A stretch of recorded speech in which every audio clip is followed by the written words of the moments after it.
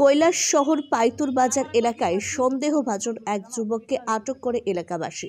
সে প্রথমে একটি গাড়ির চালকের সাথে বাগবিতণ্ডায় জড়িয়ে পড়ে গাড়ির ভাড়া নিয়ে। তার কথাবার্তায় অসংলগ্নতা ধরা পড়ে।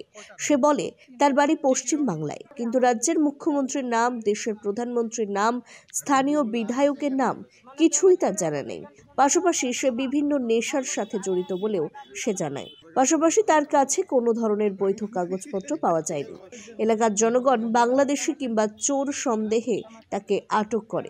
পরবর্তী সময়ে তাকে কৈলাস শহর থানার হাতে তুলে দেওয়া হয়। হঠাৎ এখানে আইসে আওয়ার পরে তারে দিঘা নিয়েছে, সন্দেহমূলক দিঘা নিয়েছে, তার বাসা পড়েছে কোন জায়গা থেকে বুঝলে এই আলিপুরদুয়ার। তখন কইছে তারে তার কোনো ডকুমেন্টস আছে নি, কইছে নাই। কইছে তারে তার মুখ্যমন্ত্রীর নাম কিটা এটা কইছে জানে না, ভারতের প্রধানমন্ত্রীর নাম কিটা এও জানে না। কইলাম জাতীয় সঙ্গীত গা এও চিনে না।